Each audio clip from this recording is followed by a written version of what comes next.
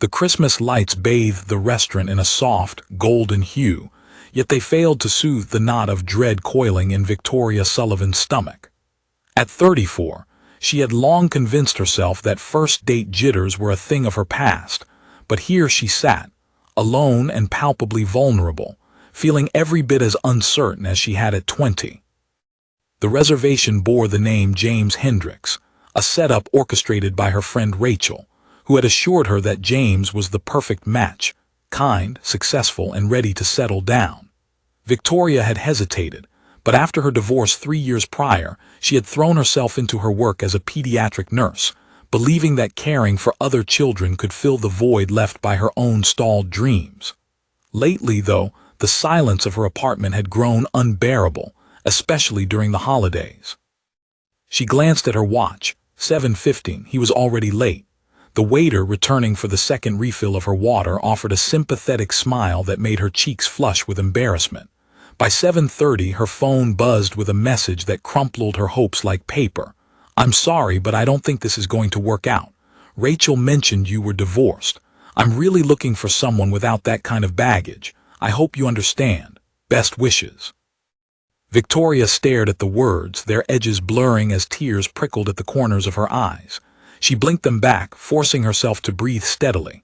This wasn't the first time she'd been rejected for being too old, too focused on work, or too damaged. Each dismissal was another nail in the coffin of her dreams of family and love. She gathered her coat, resolve hardening into resolve, when a small voice interrupted her spiraling thoughts. "Excuse me, miss, why do you look so sad?"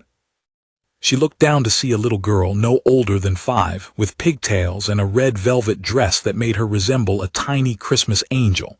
Clutched in her arms was a teddy bear, and her blue eyes sparkled with genuine concern. "Oh, sweetheart, I'm okay," Victoria said, forcing a smile.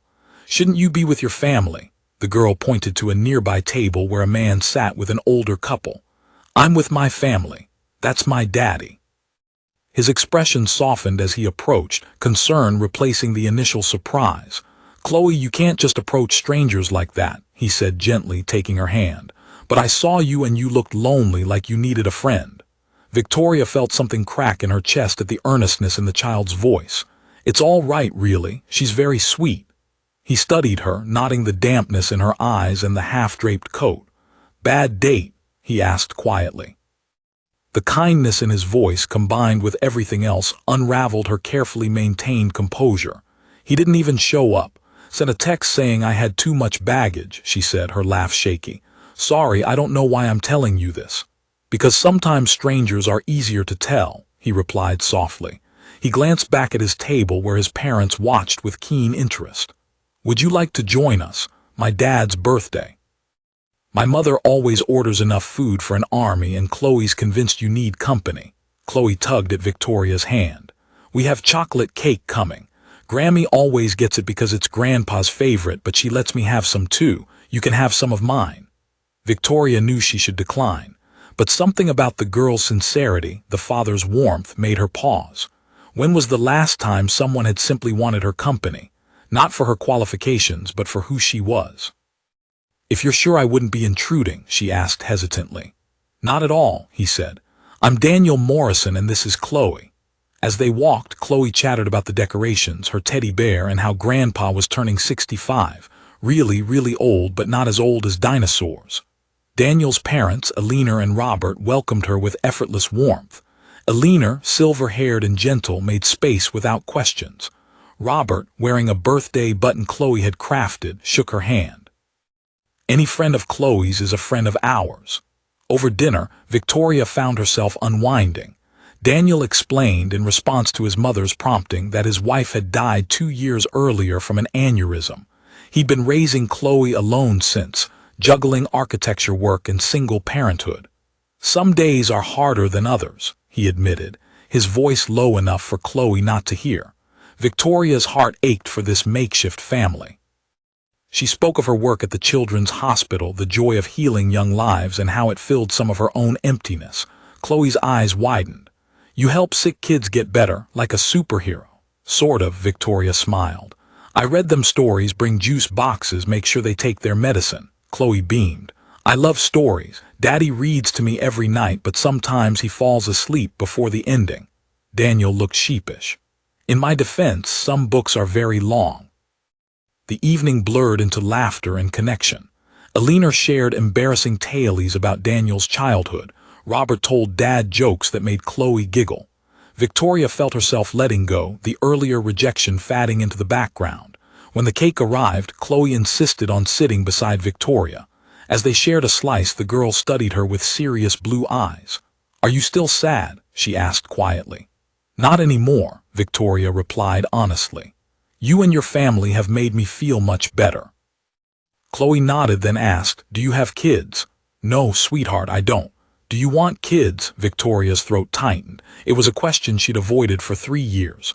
"I did once," she said softly. "I always thought I would, but things didn't work out that way." Chloe nodded as if it made perfect sense, then set down her fork. "My daddy is lonely too," she said bluntly. "I can tell because sometimes he looks sad when he thinks I'm not looking. And I don't have a mommy anymore, which makes me sad sometimes, even though daddy tries really hard." Daniel's face flushed. "Chloe, honey, can you be my new mom?" she asked, her voice steady. The restaurant fell silent. Alina's hand flew to her mouth. Robert's lips twitched into a strained smile. Daniel's expression crumpled.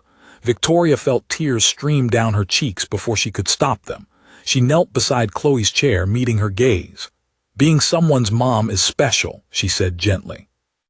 "It doesn't happen quickly, but you're nice and you're sad like daddy. That means you could make each other happy." Chloe nodded. "And you work with kids, so you already know how to be a mom. It makes sense." Victoria laughed through her tears. "It does, but we're strangers." "Then be not strangers first," Chloe said simply. "That's what Daddy says about making friends." Daniel finally spoke, his voice rough with emotion. "I'm so sorry, Chloe. You can't just ask people to be your mother." "Why not?" she asked. "You always say I should ask for what I need. I need a mom." Victoria looked up at Daniel, seeing her own astonishment mirrored in his eyes, threaded with something fragile, hope perhaps, or possibility. "Chloe been focused on family lately," he explained. "Her preschool is doing a family tree project and it's brought up questions about her mother." "It's okay," Victoria assured him. "I work with children, I understand." But as they left, Chloe wasn't ready to let the idea go. "Can Victoria visit us?" she asked. Daniel looked at Victoria, a question in his eyes. "You don't have to, I know this has been awkward." Victoria thought of her empty apartment, the crushing text, and all the reasons she'd convinced herself love was too late. Then she looked at Chloe's hopeful face, Daniel's kindness, and their gentle encouragement. "I'd love to," she said. "Maybe this weekend." Chloe threw her arms around Victoria's waist. "Yes, Saturday. I'll clean my room and everything." They said goodbye on the sidewalk, Alina pulling Victoria aside. "My granddaughter has excellent instincts," she said quietly. "And I haven't seen my son smile like that in 2 years. Thank you for giving them both hope tonight." In the weeks that followed, Victoria became a regular presence in their lives. She visited Saturdays, helping with Chloe's family tree project, reading stories, and explaining the human body in ways that delighted the girl. Daniel slowly opened up about the exhaustion of single parenthood, the guilt of long hours, and the loneliness of sleepless nights. Victoria shared her own story, of a marriage that ended when her ex-husband decided he didn't want children, years of fertility treatments, and finally accepting that motherhood might not be her path. "I think that's why I became a pediatric nurse," she admitted one afternoon while Chloe napped. They sat on Daniel's couch, coffee cups between them, speaking in hushed tones. He took her hand. "For what it's worth, you're incredible with Chloe. She adores you. I know she put us in an impossible situation with that first question, but I'm grateful she did. I wouldn't have had the courage to approach you otherwise." "Why not?" "Because you were dealing with your own pain. Because I thought maybe I was too broken to try again. Because loving someone and losing them destroyed me, and I wasn't sure I could risk that again." His thumb traced gentle circles on her hand. "But Chloe reminded me that love is always worth the risk." On Christmas Eve, Daniel invited Victoria to join their celebration. The house smelled of cookies and pine, and Chloe had crafted ornaments for everyone, her own reading, "My Favorite Nurse," in wobbly letters.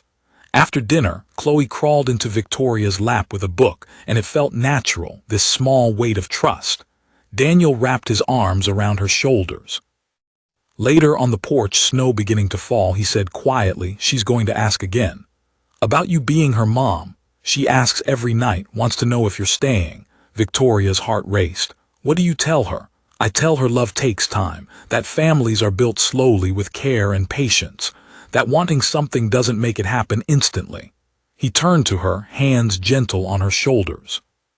"But I also tell her that sometimes when you find the right people, it feels like they were always meant to be part of your story."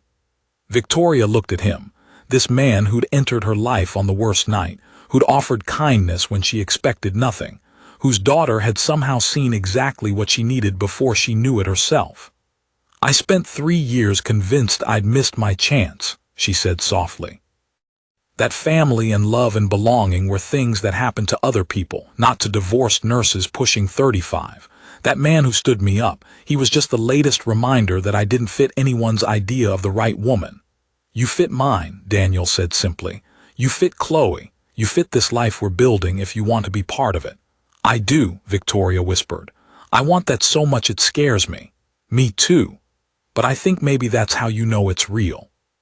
Because it matters enough to be scary." He kissed her then, soft and sweet under the falling snow. Something in her chest unfurled like a flower finally finding light. 6 months later, on a sunny Saturday, Victoria moved her things into Daniel's home. Chloe helped carrying items and announcing their placements. When they reached the bedroom, the girl paused. "So you're really staying, forever and ever?" Victoria knelt, taking both of Chloe's small hands. "I'm really staying if that's okay with you." "Can I call you Mom?" The question, heavy with hope, made Victoria's eyes fill with tears. "I would be honored if you called me Mom." Chloe threw her arms around her neck. "I knew it," she said triumphantly. "I knew that night at the restaurant. I told Daddy you were the one." Later, as they unpacked boxes, Daniel whispered, "Thank you for staying that night, for giving us a chance, for loving us both." Victoria thought back to that Christmas evening, alone and convinced she'd been rejected once again, that love and family weren't meant for her. She remembered a child's brave question, kindness offered freely, and the way blessings often arrive in moments of brokenness. "Thank you for seeing me," she said. "For letting Chloe approach a sad stranger, for inviting me into your family, for showing me it's never too late, that the right love finds you when you least expect it." From the hallway, they heard Chloe singing her made-up song about having the best family in the world. Daniel and Victoria exchanged a smile.